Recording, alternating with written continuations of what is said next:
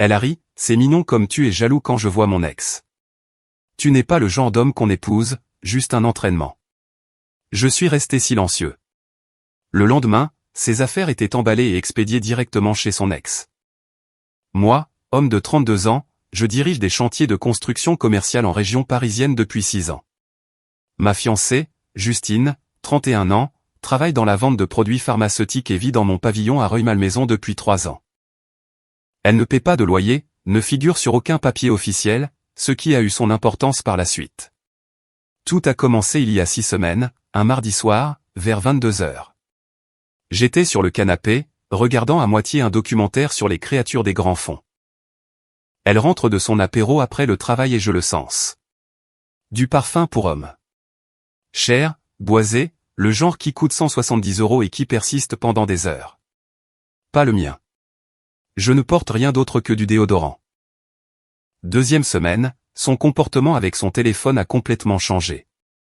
Avant, elle laissait son téléphone face vers le haut partout, sur le comptoir de la cuisine, la table de nuit, la table basse, puis soudain face vers le bas, toujours en mode ne pas déranger. Elle a aussi changé son code. C'était 0815, sa date de naissance. Je l'ai remarqué parce qu'elle s'est trompée un matin et a dû s'y reprendre à 3 fois pour entrer avec le nouveau code. Des petits détails qui s'accumulent. Puis les douches ont commencé. Pendant 3 ans, Justine s'est douchée le matin, réglée comme une horloge. 6h45 tous les jours sans exception. Puis elle s'est mise à se doucher à la seconde où elle passait la porte. Chaque fois qu'elle rentrait tard, avant même d'enlever ses chaussures, avant de caresser Milo, avant de dire bonjour, direction la salle de bain. 15 minutes minimum. Je ne suis pas paranoïaque. Je suis observateur. Il y a une différence.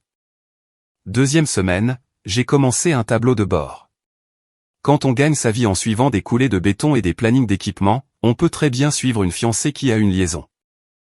J'ai noté chaque rentrée tardive, chaque dîner avec Caroline, chaque fois qu'elle rentrait avec une odeur suspecte. Horodatage, note, habitude. Les habitudes sont apparues très vite. Elle le voyait les mardis et jeudis régulièrement. Les week-ends où j'avais des inspections de chantier, elle avait soudainement des courses qui lui prenaient 4 heures. Un samedi, je devais être sur un chantier à Nanterre toute la journée. Je suis rentré tôt car l'inspecteur a annulé. Sa voiture n'était pas là. Elle n'est revenue qu'à 18h. Elle a dit qu'elle avait passé l'après-midi chez Carrefour et à l'épicerie. J'ai vérifié le reçu Carrefour qu'elle a laissé sur le comptoir ce soir-là. Horodaté à 17h34. 30 minutes de course ne prennent pas 4 heures. Les 3h30 restantes se sont passées ailleurs. J'ai commencé à vérifier le kilométrage de son Audi. Elle prétendait être allée dîner chez Caroline à Versailles un jeudi. Caroline vit à 30 km de notre pavillon. J'ai vérifié le compteur avant son départ et après son retour. La voiture de Justine affichait 110 km de plus. L'aller-retour pour Versailles fait 60 km maximum. Où sont passés les 50 km supplémentaires? Troisième semaine. J'ai fait quelque chose dont je ne suis pas fier, mais pour lequel je ne m'excuserai pas non plus. Elle a laissé son ordinateur portable ouvert pendant qu'elle prenait un bain. Porte de la salle de bain fermée. Musique en marche. Même identifiant Apple que son téléphone. Les messages se synchronisent automatiquement à moins qu'on ne les désactive. Elle ne l'avait pas fait. J'ai trouvé un fil de discussion intitulé Dr Thibault. Urgent. La photo de contact était vide. Pas de visage. Pas de nom correctement enregistré. Les messages ne parlaient certainement pas de commandes pharmaceutiques. Ce qu'on avait me manque. Je n'arrête pas de penser au week-end dernier. Quand es-tu libre à nouveau? Il dort. J'aimerais que tu sois là à la place. Ce dernier message venait d'elle, horodaté à 1h47 du matin un samedi. J'étais dans le lit à 60 cm d'elle. Je pensais qu'elle faisait défiler les réseaux sociaux. J'ai pris 43 captures d'écran. Chaque message remontant à 4 mois. Certains dataient du moment où nous cherchions activement des salles de mariage. Des messages envoyés alors qu'elle était assise en face de moi au dîner, faisant semblant de vérifier ses courriels professionnels. Un message m'a glacé le sang. J'ai hâte que tout ça soit fini et qu'on puisse être ensemble pour de vrai. Sa réponse, bientôt. Fais profil bas jusqu'après le mariage. Ensuite, on aura le pactole. Le pactole? Il prévoyait de se marier avec moi, d'attendre 6 mois ou 1 an, de demander le divorce et de diviser les biens. En France, sous le régime de la communauté, ma maison, que j'ai payée en totalité avant notre rencontre, aurait potentiellement pu être mise sur la table selon la façon dont il s'y prenait. Une longue arnaque avec une robe blanche et un bar à volonté. J'ai continué à faire défiler, j'ai trouvé un message d'il y a 3 semaines où il avait envoyé son adresse. 12 rue des Chênes, appartement 3. Elle avait répondu avec un emoji cœur et j'arrive. Je l'ai sauvegardé aussi. J'ai vérifié sur une carte. Distance entre notre pavillon et le 12 rue des Chênes à Nanterre, 25 km. L'aller simple, l'aller-retour avec un arrêt à Versailles comme couverture. Le calcul des kilomètres correspondait parfaitement. J'ai tout sauvegardé dans un dossier crypté sur mon ordinateur personnel. J'ai effacé l'historique de recherche sur son ordinateur. J'ai refermé l'ordinateur exactement comme elle l'avait laissé. Avec le même angle. Les mêmes applications dans le dock. À partir de ce moment, j'étais déjà parti. Elle ne le savait juste pas encore. Les 3 semaines suivantes ont été de la pure reconnaissance. J'ai commencé à suivre ses habitudes avec encore plus d'attention. Quel soir elle prétendait être avec sa collègue Caroline, à quelle heure elle rentrait. J'ai tout croisé avec les publications sur les réseaux sociaux de Caroline. Il s'est avéré que Caroline était très active sur les réseaux sociaux. La moitié des soirs où Justine disait qu'elles étaient au restaurant, Caroline publiait depuis chez elle avec ses enfants. Des photos horodatées à 19h, 20h, 21h. Clairement pas dans un restaurant. Les mensonges étaient bâclés. C'est ce qui m'a le plus dérangé. Elle n'essayait même pas de faire d'efforts. Comme si elle supposait que j'étais trop stupide ou trop confiant pour faire le lien. Ou peut-être qu'elle s'en fichait tout simplement. Peut-être qu'elle avait déjà décroché mentalement et qu'elle faisait juste acte de présence jusqu'au mariage. Quoi qu'il en soit, j'avais ma réponse. Alors j'étais là, jeudi soir, à l'observer dans le reflet de la télé, repassant en revue ma stratégie de sortie une dernière fois. Je savais déjà qu'elle me trompait. J'avais verrouillé les preuves, documenté la chronologie, tracé le plan. Il me manquait juste une dernière chose avant d'exécuter. Comment c'était le dîner avec Caroline, ai-je demandé. Une question détendue, tout à fait normale. Elle m'avait écrit plus tôt pour me dire qu'elle allait manger des sushis avec sa collègue. Le même mensonge qu'elle avait utilisé au moins 8 fois au cours du mois passé. Elle n'a pas levé les yeux de son téléphone. Bien. Vous êtes allé où? Ce petit resto près du carrefour à Versailles. Les mensonges sortaient lisses comme du verre. Aucune hésitation, aucun tic révélateur. Elle s'y préparait depuis des mois, probablement plus longtemps que je ne le soupçonnais. Je me demandais combien de fois elle s'était assise en face de moi. Avait souri, m'avait embrassé pour me souhaiter bonne nuit, tout en planifiant son départ avec quelqu'un d'autre. Intéressant, ai-je dit. J'ai laissé la phrase en suspens. Puis j'ai frappé là où ça fait mal. C'est bizarre quand même. Caroline a publié quelque chose il y a environ 1 heure. Elle était chez elle en train de faire des costumes d'Halloween avec ses filles. Elle a posté genre 6 photos, avec l'heure et tout. Ça avait l'air plutôt familial. J'ai observé son reflet dans la télé. J'ai capté ce micro-blocage, la fraction de seconde avant que son cerveau ne passe en mode gestion de crise. Son pouce a arrêté de faire défiler l'écran. Ses épaules se sont légèrement crispées. La plupart des gens, lorsqu'ils sont pris en flagrant délit de mensonge, paniquent, trouvent des excuses, essaient de s'expliquer, disent qu'ils parlaient d'une autre Caroline ou se sont trompés de jour. Pas Justine. Elle m'a juste regardé lentement, délibérément, avec cette expression que je ne lui avais jamais vue. Froide, presque amusée, comme si un masque était tombé et que je voyais enfin ce qui se cachait en dessous. Alors, a-t-elle dit, je n'étais pas avec Caroline. La pièce est devenue d'un calme plat. Milo a relevé la tête de son panier, sentant le changement d'énergie. Avec qui étais-tu? Elle a souri. Pas un gentil sourire. Le genre de sourire que les gens font quand ils s'apprêtent à remuer le couteau dans la plaie et qu'ils veulent que vous les voyiez apprécier le moment. Thibaut, mon ex. Elle l'a dit comme si elle lisait une liste de courses. On se revoit depuis un moment, on se reconnecte, on retrouve ce qu'on n'aurait jamais dû perdre. Je n'ai rien dit, je l'ai juste regardé. Quoi? Elle a penché la tête, m'étudiant comme si j'étais un spécimen sous un microscope. Tu vas pleurer, faire une crise, partir en trombe comme un petit garçon émotif? Toujours rien. Elle a ri. Ce rire condescendant de fille riche que je l'avais entendu utiliser sur les serveurs et les représentants du service client. Oh mon Dieu, c'est pathétique. Tu vas vraiment rester planté là? Pas de grande réaction dramatique? J'ai pris une gorgée de mon eau, je l'ai posée soigneusement sur le sous-verre, et je l'ai regardée droit dans les yeux. Elle attendait quelque chose. Des larmes, de la colère, des supplications, les trucs auxquels elle s'était probablement entraînée à répondre dans sa tête. Le scénario que tout le monde suit quand on se fait prendre. Continue, ai-je dit. Je t'écoute. Ça l'a déstabilisée. Elle voulait des feux d'artifice. À la place, elle a eu de la glace. Très bien. Elle s'est penchée en avant, s'échauffant maintenant. Entrant vraiment dans son rôle. Tu veux la vérité? La voilà. Tu n'es pas un mari potentiel. Tu n'as jamais été un mari potentiel. Tu es un chef de chantier qui se croit prometteur. Tu conduis un 4x4 de chantier.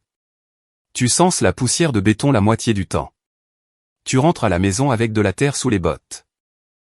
Un chef de chantier, les jeux corrigés, qui gagne 130 000 € par an. Qui possède sa maison en totalité, sans crédit, mais continue. Son visage a vacillé. Ce n'était pas dans son script? Peu importe le détail, tu es un entraînement, un bouche-trou, quelqu'un pour garder le lit au chaud jusqu'à ce que quelque chose de vrai se présente. Et devine ce qu'il a fait, Thibaut? Oui, Thibaut. Il est conseiller financier. Il porte des costumes au travail. Il sait comment faire du réseau lors d'événements caritatifs sans avoir l'air mal à l'aise. Il a un avenir. Toi, tu as quoi? Des plans et de la terre sous les ongles. J'ai hoché la tête lentement. Intéressant. Depuis combien de temps ça dure? Fais-moi ce plaisir. Elle a haussé les épaules. 4 mois. Depuis qu'on s'est croisés à ce gala de charité à Neuilly-sur-Seine, celui où tu ne voulais pas aller parce que tu devais te lever tôt pour couler du béton. Tu te souviens? Tu m'as obligé à y aller seul. La collecte de fonds pour l'hôpital pour enfants. Ouais, celui-là. On a commencé à discuter au bar. On s'est rappelé pourquoi on s'entendait si bien à l'université. On a commencé à se voir pour prendre un café, puis déjeuner, puis d'autres choses. Elle a encore ri. Et franchement, c'était si facile. Tu ne te doutais de rien. Je te disais que j'étais avec Caroline, et tu me croyais comme un petit chiot. Tellement confiant. Je vois. C'est tout. Je vois. Elle s'est levée, frustrée maintenant. Mon Dieu, même maintenant tu es ennuyeux. Tu ne peux même pas te défendre correctement. C'est exactement pour ça que Thibaut et moi on fonctionne. Il est passionné. Il prend ce qu'il veut. Toi, tu te contentes d'accepter les choses. Je me suis levé aussi. Je l'ai regardé de haut. J'ai 10 centimètres de plus qu'elle. Tu as fini? Quoi? Y a-t-il autre chose que tu veuilles dire? D'autres discours que tu as répétés? Parce que j'ai des choses à faire demain. Et si tu as terminé ta représentation, j'aimerais aller dormir. Son visage est passé du triomphe à la confusion, puis à la colère en environ 3 secondes. Ma représentation? Je suis en train de te dire que j'ai une liaison avec mon ex depuis 4 mois. Et tu agis comme si je venais de te dire que j'avais acheté la mauvaise marque de café. C'est noté. Merci pour ton honnêteté. Bonne nuit. J'ai attrapé mon oreiller sur le canapé. Où vas-tu? Dormir. Tu peux garder la chambre. Je prendrai le canapé. C'est tout? Tu ne vas même pas te battre pour moi. Je me suis arrêté, je me suis retourné, je l'ai regardé une dernière fois. Me battre pour toi? Justine? Tu viens de me dire que je suis un entraînement. Que tu m'as trahi pendant un tiers de l'année. Que je sens la poussière et que je n'ai pas d'avenir. Et tu veux que je me batte pour ça? Non, ça ira. Dors bien. Elle est restée là à bafouiller pendant que je m'allongeais sur le canapé. Je sentais son regard sur moi, attendant l'explosion qui ne viendrait pas, ton silence me frustre. Les mots sont restés suspendus dans l'air. Je les ai laissés reposer. Je ne me suis pas défendu. Je n'ai pas argumenté. Elle voulait une réaction. C'était le but de toute cette représentation. Un appât. Elle voulait que je crie, que je supplie, que je m'effondre pour qu'elle puisse se sentir puissante, pour qu'elle puisse se dire que c'était elle qui mettait fin aux choses, qu'elle contrôlait l'histoire. Je ne lui ai rien donné. À la seconde où vous leur donnez la réponse émotionnelle qu'elles recherchent, vous leur fournissez des munitions. Elles peuvent jouer les victimes. Elles peuvent raconter à tout le monde à quel point vous avez agi comme un fou. Elles peuvent justifier tout ce qu'elles ont fait parce que, regardez comment il a réagi. Elle a soufflé, agacée que je ne veuille pas jouer le jeu, peu importe. Elle s'est levée, a attrapé son téléphone. Je vais me coucher.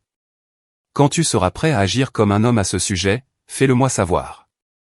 Elle a marché jusqu'à la chambre, a claqué la porte assez fort pour faire trembler le cadre sur le mur.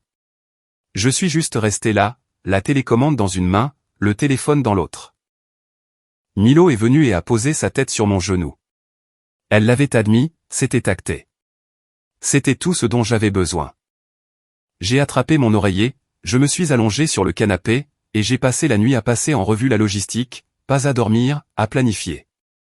À 4h30 du matin, j'avais cartographié toute l'opération.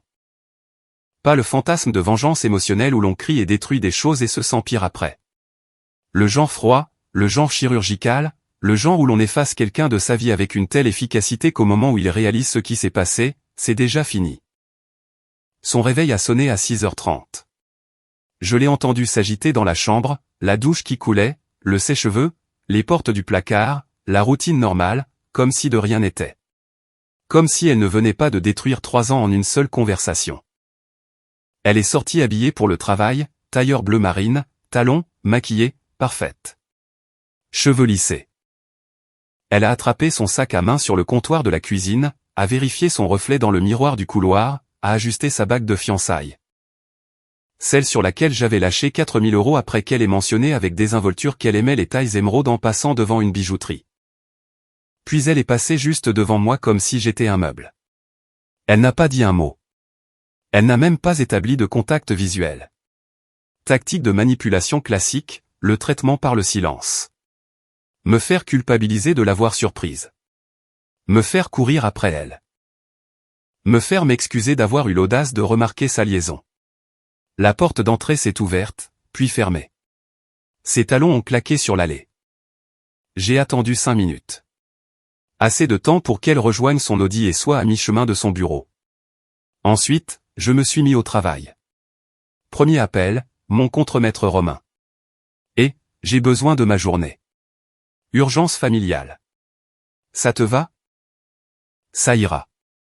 Je couvre le chantier de la défense. C'est bon. Appelle si tu as besoin de quoi que ce soit. J'ai raccroché. Appel suivant. Un service de livraison express. J'ai fait livrer des cartons à mon 4x4 en 20 minutes. J'ai commencé par la salle de bain, j'ai balayé tout son comptoir dans le carton 1. Crème pour le visage, sérum, palette de maquillage, produit pour les cheveux. Ce rouleau de jade qu'elle a acheté après avoir regardé une vidéo en ligne. Le shampoing à 80 € qu'elle a commandé spécialement. Tout ça. Je suis passé au placard. Son côté était organisé par couleur. Je l'ai emballé de la même manière, j'ai tout gardé bien rangé, plié les vêtements coûteux, enveloppé les chaussures individuellement. Dans le tiroir de la table de nuit de son côté, j'ai trouvé un carnet que je n'avais jamais vu.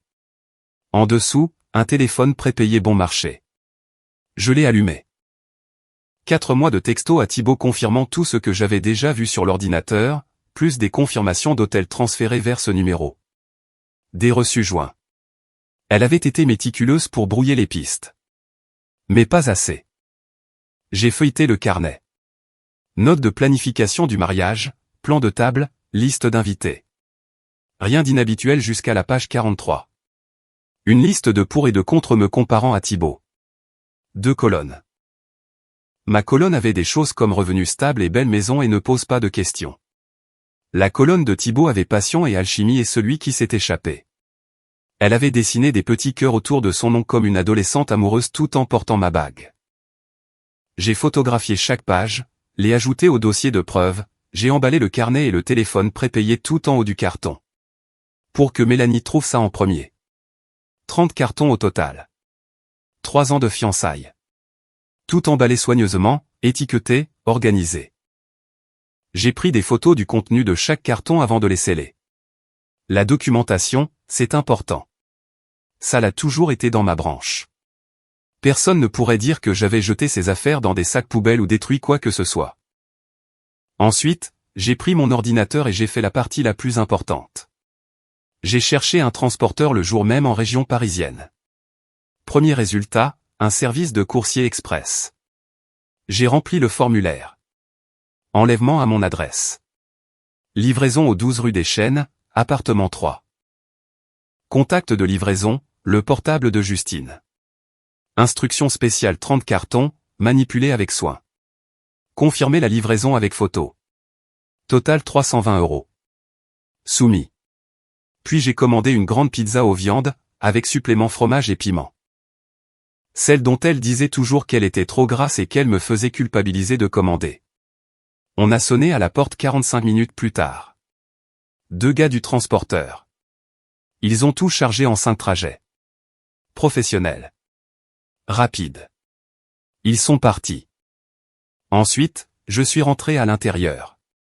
Le pavillon était calme, vraiment calme. Pas de diffuseur qui bourdonne à la lavande. Pas de musique sortant de son enceinte sans fil. Juste la paix. J'ai vérifié le suivi du transporteur vers 17h45. Statut livré. Emplacement 12 rue des Chênes, appartement 3. Photo de confirmation montrant 30 cartons empilés soigneusement sur un patio couvert. La porte d'entrée à moitié ouverte dans le cadre. Quelqu'un qui réceptionne déjà la livraison. Ce que je ne savais pas à l'époque, c'est que Thibaut ne vivait pas seul. Il avait une compagne qui vivait avec lui, nommée Mélanie. Il était avec elle depuis 2 ans. Donc les cartons de Justine ne sont pas seulement arrivés chez son ex. Ils sont arrivés là où il vivait avec sa compagne depuis 2 ans. 30 cartons contenant des lettres d'amour, des reçus d'hôtel avec le nom de Thibaut sur la réservation, le téléphone prépayé avec 4 mois de messages, un classeur de mariage avec le nom de Thibaut entouré sur la liste des invités. Plus des notes écrites de la main de Justine sur le type de scotch qu'il aimait et où le placer à la réception. Milo était dans le jardin. Je l'ai fait rentrer, je lui ai donné des friandises, et on a regardé le match ensemble. Paris Saint-Germain contre Marseille. Paix et tranquillité dans mon propre pavillon. Mon chien Milo. Je l'ai adopté à la Société protectrice des animaux juste après avoir acheté le pavillon. Pucé à mon nom. Les frais de vétérinaire sur ma carte depuis 4 ans. Les papiers d'adoption dans ma boîte de courriel. Cela devient extrêmement pertinent. Vers 19h30, mon téléphone a commencé à exploser. Des appels manqués de Justine. Des messages vocaux. Des textos qui affluaient les uns après les autres. Où sont toutes mes affaires? Réponds à ton téléphone. C'est de la folie. Tu ne peux pas prendre toutes mes affaires. J'appelle la police. T'es un psychopathe. Où as-tu mis mes affaires? Je n'ai pas répondu, j'ai juste tout sauvegardé.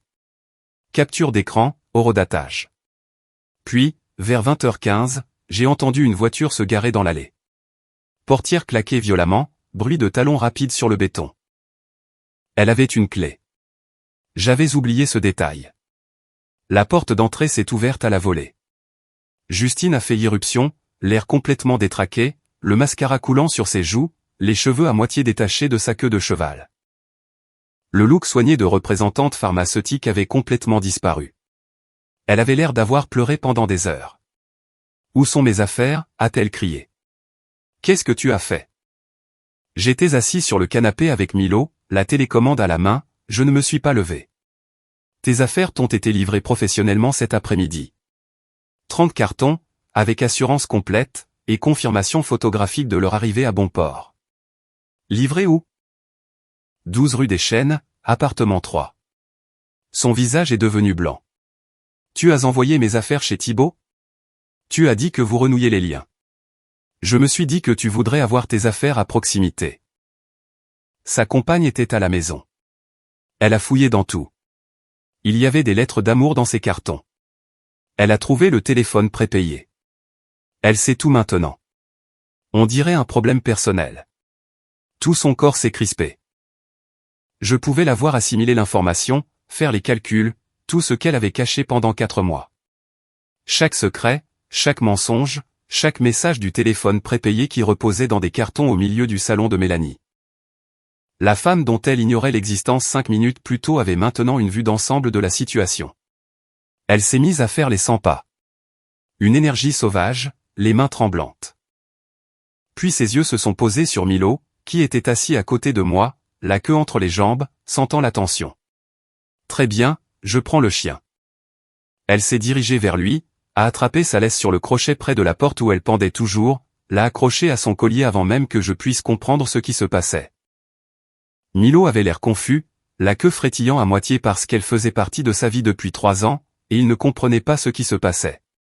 Elle a attrapé sa cage de transport dans le placard de l'entrée, s'est dirigée vers la porte avec les deux, traînant Milo derrière elle. Pose cette laisse. Elle a continué à avancer, tirant Milo vers la porte d'entrée.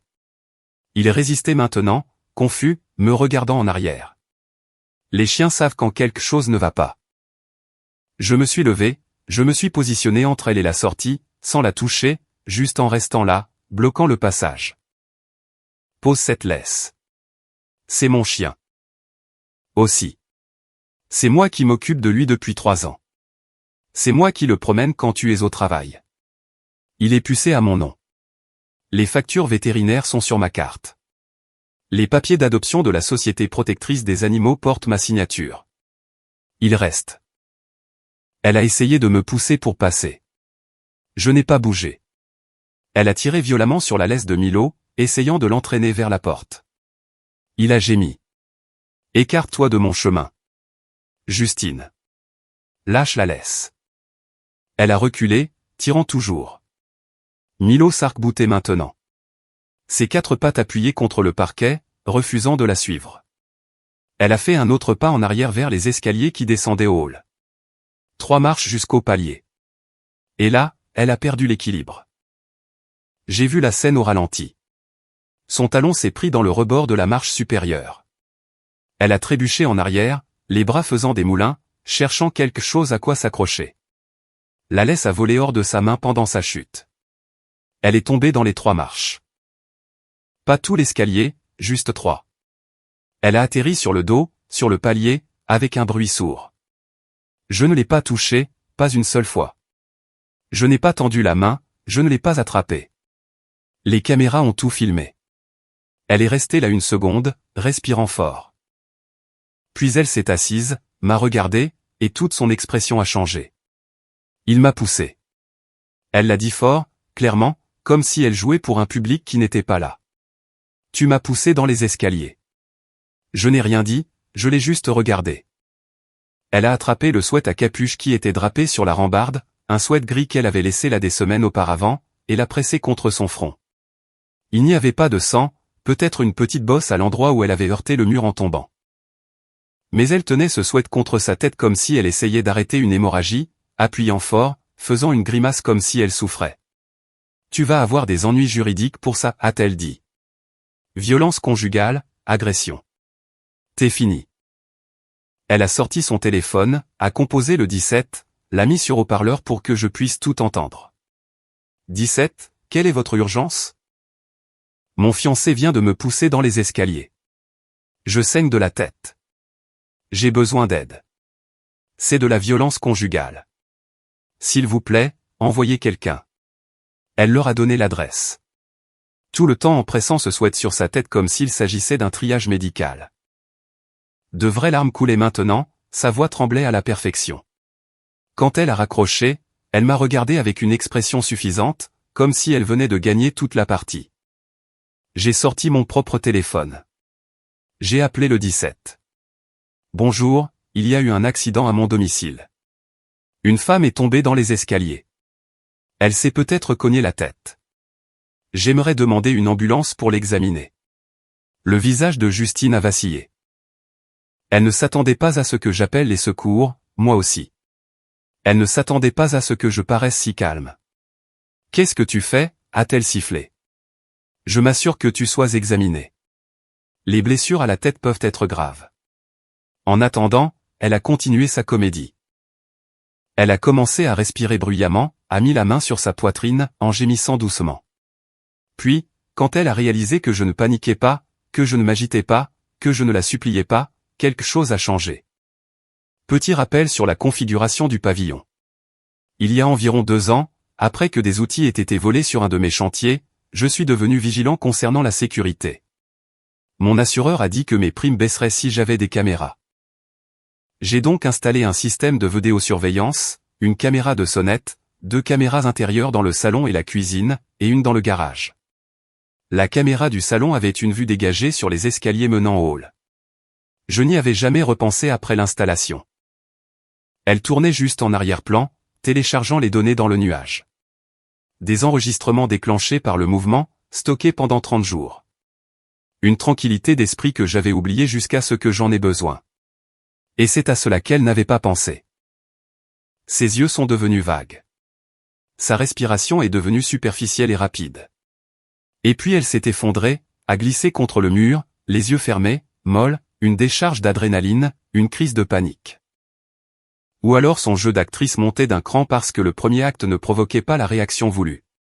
Quoi qu'il en soit, elle était par terre maintenant, faisant croire qu'elle s'était évanouie. Je suis resté en haut des escaliers, j'ai observé de loin, je ne m'en suis pas approché, je ne l'ai pas touché. Milo était à côté de moi, pleurnichant, confus. Les policiers sont arrivés en premier. 2 agents. Ils sont entrés déjà tendus, les mains près de leur ceinture. Appel pour situation grave au domicile. Ils prennent ça au sérieux.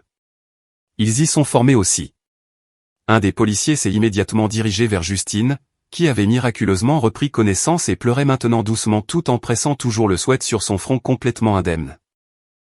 L'autre policier s'est approché de moi. « Monsieur, je dois vous demander de sortir avec moi. » « Avec plaisir. Mais d'abord, je dois vous dire quelque chose. J'ai des caméras intérieures, un système de vidéosurveillance, en plus de 2 caméras à l'intérieur. Tout ce qui s'est passé dans cette maison ce soir est enregistré et sauvegardé dans le nuage. Y compris sa chute toute seule en essayant de prendre mon chien. » L'expression du policier a légèrement changé. « Vous avez des images ? » La caméra du salon couvre les escaliers. J'ai tout. Je peux vous les montrer tout de suite sur mon téléphone. Ils nous ont séparés. Procédure standard. Les ambulanciers sont arrivés quelques minutes plus tard.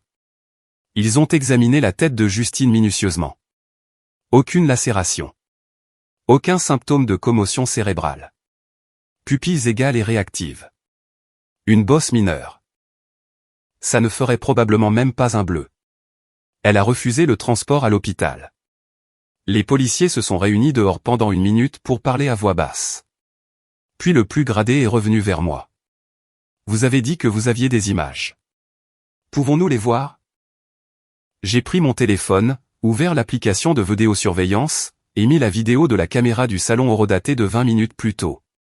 Je lui ai tendu l'appareil.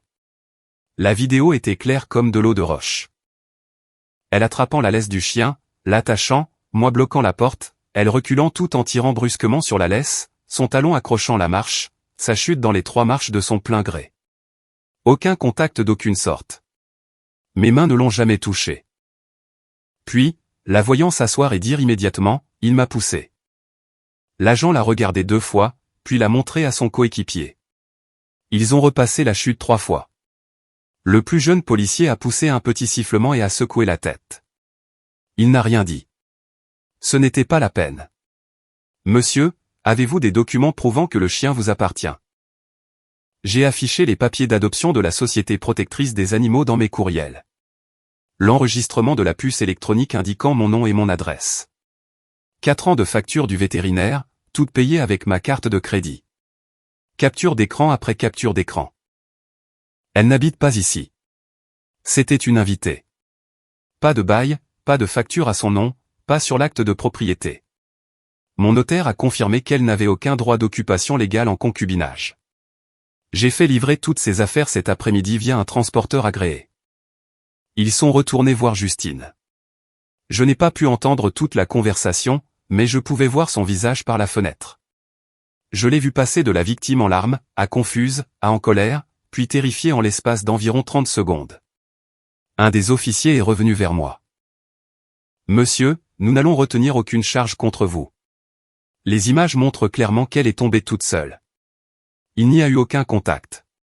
Nous l'avons informé que faire une fausse déclaration à la police est un délit et que tenter de s'emparer de vos biens déclarés, y compris le chien, pourrait entraîner des poursuites contre elle. » J'ai hoché la tête. C'est apprécié. Nous allons lui demander de quitter les lieux. Voulez-vous que nous restions pendant qu'elle rassemble ses effets personnels restants? Toutes ces affaires ont déjà été livrées à une autre adresse cet après-midi. 30 cartons. Elle n'a plus rien ici. Justine a été escortée dehors par les agents. Pas de menottes, juste une suggestion ferme de partir immédiatement et de ne pas revenir sans la présence des forces de l'ordre. Elle s'est arrêtée sur le pas de la porte, m'a regardé avec une haine pure, le maquillage complètement ruiné maintenant, les cheveux en bataille, le sweat toujours serré dans sa main. Je lui ai rendu son regard, puis j'ai mis la main dans ma poche et j'ai sorti sa bague de fiançailles. Je l'avais remarquée sur le palier après sa chute. Elle avait dû glisser quand elle a heurté le sol. Je l'avais ramassée pendant que les policiers lui parlaient dehors. Je l'ai tenue en l'air pour qu'elle puisse la voir. La taille émeraude accrochant la lumière du porche. Je n'ai rien dit de dramatique. Je l'ai juste remise dans ma poche. Son visage s'est décomposé.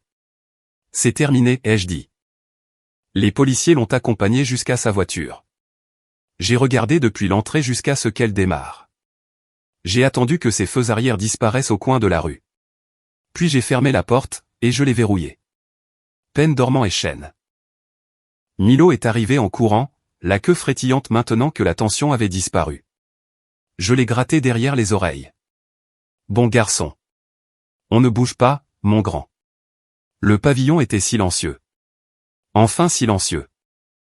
Les répercussions se sont fait sentir rapidement, mais je suis resté à l'écart de la plupart d'entre elles. D'après ce que j'ai pu reconstituer par des amis communs, la compagne de Thibault, Mélanie, avait fouillé les 30 cartons cet après-midi-là. Elle a trouvé les lettres d'amour, celles écrites à la main par Justine, parlant de leur avenir ensemble. Elle a trouvé les reçus d'hôtel avec le nom de Thibault sur les réservations de chambres prises les mardis et jeudis après-midi. Elle a trouvé le téléphone prépayé avec 4 mois de messages planifiant leur retrouvailles. Leur relation de 2 ans s'est terminée ce soir-là. Mélanie a apparemment tout publié sur les réseaux sociaux avant de bloquer Thibault. Des captures d'écran des messages, des photos des reçus, une chronologie détaillée de la liaison, en les identifiant tous les deux. Tout leur cercle d'amis a vu la publication avant qu'aucun des deux n'ait pu limiter les dégâts. Les amis communs ont commencé à choisir leur camp. La plupart d'entre eux ont choisi Mélanie. Mélanie avait appelé Thibault en hurlant alors qu'il était encore au travail. Il est rentré chez lui pour découvrir que ses affaires étaient jetées dans des cartons. Les voisins ont tout entendu. Quelqu'un dans la résidence a appelé la copropriété pour se plaindre du bruit. Mais voici où ça devient intéressant. Thibault a paniqué, a essayé de limiter les dégâts, a contacté Justine pour lui dire qu'il devait calmer le jeu jusqu'à ce que tout se tasse. Il a dit que c'était trop chaud en ce moment et qu'il devait faire profil bas pendant quelques mois. Justine, qui venait d'être publiquement humiliée et escortée hors de chez moi par la police après avoir tenté de simuler une agression, n'a pas très bien pris la chose. Elle a commencé à lui envoyer des textos constamment, à l'appeler à toute heure, à se pointer à son immeuble. La réponse de Thibault. Il a bloqué son numéro, a changé ses serrures, a dit à l'accueil de ne pas la laisser monter. Le type avec qui elle prévoyait de monter une arnaque au divorce, pour qui elle avait sacrifié ses fiançailles, celui qu'elle appelait son véritable avenir, a tout bonnement disparu de la circulation dès que les choses se sont compliquées. J'ai appris par des amis communs que Thibault et Mélanie se sont en fait remis ensemble environ 1 mois plus tard. Mélanie l'a repris. Ne me demandez pas pourquoi. Ils ont déménagé ensemble à Lyon peu de temps après. Un nouveau départ loin du chaos. Justine s'est retrouvée chez sa mère à Nanterre. Elle a perdu la caution de son appartement parce qu'elle ne pouvait pas le payer toute seule. Elle a dû expliquer à toute sa famille pourquoi ses fiançailles étaient rompues et pourquoi 30 cartons de ses affaires avaient été livrés à l'appartement de son amant. Je n'ai intenté aucune action en justice. Ce n'était pas la peine. Les conséquences naturelles étaient déjà assez brutales. J'ai vendu la bague de fiançailles 2 semaines plus tard. Un bijoutier du quartier m'en a donné 2600 €.